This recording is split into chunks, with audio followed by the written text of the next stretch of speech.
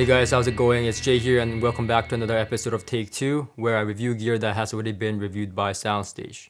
So this is the Schiit Bifrost 2 DAC and this one was reviewed by Doug Schneider on April 1st, 2020 in his System 1 column on SoundStageHifi.com when he also wrote about the Schiit Audio Ragnarok 2 integrated amplifier, which I'll be also reviewing shortly. So Schiit sent the two components together to Doug because they thought it would make a great combination, so he covers both in that review. So if you're interested in reading it, you can read it by visiting SoundStageHifi.com or by clicking on the link below this video. So the Schiit Bifrost 2 DAC is the successor to the super hyped original Schiit Bifrost DAC that was released around 2011. And the attractive thing about the original Bifrost was that it was an upgradable DAC at additional cost down the line. And I feel like digital technology does advance quite fast and this was a smart move for them to make, but it did come with some downsides like how you would have to send it back to the factory, get it upgraded, and then have it sent back to you. But Schiit did introduce quite a few upgrade options over time like they promised. The original DAC chip used on the Bifrost was the AKM4399, but later you were able to get it changed to the AKM4490 or Schiit's own multi-bit DAC if you wanted to. USB inputs were also upgradable when they came up with better USB inputs like the Gen 1, Gen 2, Gen 3, Gen 5, no number 4 because it's a bad number I guess, and now we are at, can you take a guess? If you guess not Gen 6, you're correct. It's called the Unison USB, and they had some other upgrades like the Uber upgrade where the analog section was upgraded on the original Bifrost, and the original Bifrost is still upgradable. It's not like these upgrades don't apply anymore because the Bifrost 2 came out. Like the original Bifrost can still be upgraded to the latest Unison USB, but it does have to be sent back to the Schiit factory, and the problem I see with this is that even if Schiit does it fast as they can, it would mean not having your DAC for some time, and if there is a wait or line of people wanting the upgrade, you would have to wait to get your unit upgraded until the guys at Schiit Audio factory tells you to send it over. And personally, honestly speaking, by the time I would rather sell my older Bifrost in the used market and get the newer one, especially because I live in Canada, but I don't know. Maybe I'm just impatient. So the good news for the impatient people like me is that the Bifrost 2, they made it so that it's fully user upgradable using modules, which means you don't have to send it back to the factory for upgrades. So this means as long as you know how to use a screwdriver, you should be able to buy the upgrade module when they are available and do the upgrade yourself. And from what I see, the analog section and the USB section are the ones that's upgradable with the module. This means that the multi-bit DA converter inside is not upgradable, and I don't think Schiit Audio has plans to do that.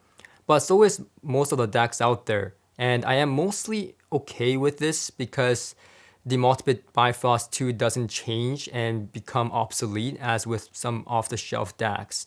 Also, for firmware upgrades, they added a micro SD card slot. You download any firmware upgrade available onto the micro SD card, put it in the slot on the back of the unit, turn on your DAC, and wait a few minutes for the LED to stop flashing, and it will be on the new firmware. So the upgrade path became a lot easier for both the user and Schiit Audio, which I personally think was a pretty smart move by them. They introduced the Bifrost 2 last year for the same price they charged for the original multi-bit Bifrost, which is $700. And that means the original Bifrost was in their product line for 8 years, which is a very long time for a DAC.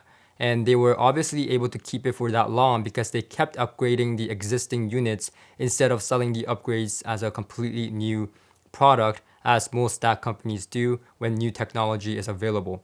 Nothing wrong with that. Phone companies do it, camera companies do it, and virtually most industries out there come up with new models with better technology instead of upgrading the existing ones. I just think Schiit's business model in that way is a little bit more respectable. The bad news is that the original Bifrost can't be upgraded to the Bifrost 2 because even though they share the same name, the Bifrost 2 is an entirely different DAC, even down to the chassis itself. So differences are not subtle other than the familiar family name. The Bifrost 2 doesn't come with the option to go with the off-the-shelf AKM DAC chip. Now it's only the multi-bit DAC option. The multi-bit DAC used in the Bifrost 2 is not the same as the Bifrost multi-bit. The Bifrost multi-bit used a single AD5547DA 16-bit converter, while the Bifrost 2 now uses two and not one AD5781DA converter that's 18 bits, which is the same model but actually a lower grade DA converter in their $1,300 DAC and the $1,300 Gungner multi-bit DAC uses 4 converters instead of 2. Personally, I owned Schiit Bifrost multi-bit in the past, and going off my audio memory and some notes I wrote about it when I had it, I think the improvements are quite significant. When I first hooked it up to my computer and listened through a pair of Focal Shape 65 speakers, I thought the sound was cleaner and more detailed, with still the warmth I remember from the original Bifrost multi-bit. I think the sound quality gap between the Gungner or even the Yggdrasil and the multi-bit Bifrost 2 is a lot closer than it was with the original Bifrost multi-bit. The Bifrost 2 also has a balanced XLR output in addition to the RCA outputs. However, this is not a fully balanced DAC. The balanced outputs were added to help with integrating the DAC to the system, and according to Schiit Audio, the RCA and balance have the same performance levels. Personally, I thought the RCA connected sounded a little bit marginally better, but it was really basically the same. But I think the most exciting thing about this unit is the Unison USB, which is Schiit's own USB input that's intended for audio use. So they built this based on the microchip PIC32 microprocessor, which is basically a small computer that can be programmed. So Schiit programmed it so that it will only be used for audio. And what this essentially does is help with the most prominent problem with USB, and that's not jitter as most people would think. It's actually noise, because computer and laptops are inherently noisy devices. When I compare the sound between my computer as the source with the Bifrost 2 using the USB input and my Inwood Zen Mini Mark III as the source with the Bifrost 2 using the optical input, I thought the sound was better with the streamer still, but only by a small margin. When I do this test with other DACs and I plug it into the computer, the sound is way more noisier and grainier than the streamer. And this was even with DACs that were way above the price point of the Bifrost 2. For the most part, the Bifrost 2 sounded almost as good with the computer as it did with the dedicated audio streamer. This tells me that the USB input on the Bifrost 2 is doing a good job at helping with the noise. It also has optical and coaxial digital inputs in the back and a switch to turn on the unit, which I am not really a fan of. I think it protrudes a little too much, and I would personally prefer more of a standard switch, but hey, maybe that's just me. The unit itself is built very solid, but very plain looking, and they do come in black or silver finishes. In the front, you have a round switch and LED indication to switch to different digital inputs, USB, coax, and optical.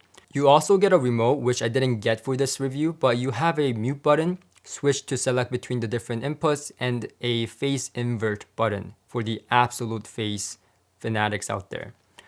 The Bifrost 2 does not support MQA or native DSD playback or upsampling. If that's something important for you, but personally, for me, I didn't think it was a deal breaker. All inputs do play up to 24-bit 192, which should be enough for most people. The sound is pretty detailed for a sub $1,000 DAC, and if you compare this to other sub $1,000 DACs or even the previous Bifrost multi-bit, the detail and refinement level is quite surprising. It doesn't sound closed down like some sub $1,000 DACs do on the top end. This DAC has air and a good amount of breathing room, especially in the higher frequencies.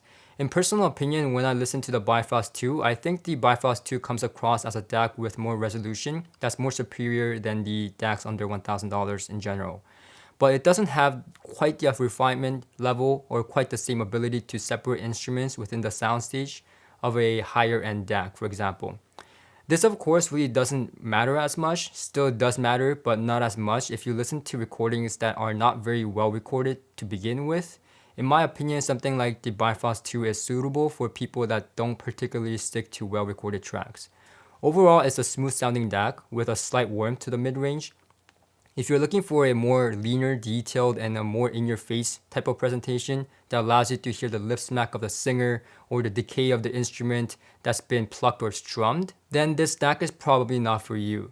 On the other hand, if you're looking for a DAC that's not overly warm but still easygoing without any harshness, edginess, or hardness in the sound, then the Bifrost 2 may be worth your consideration. So that's it from me. Thank you for watching, and I'll see you guys on the next one.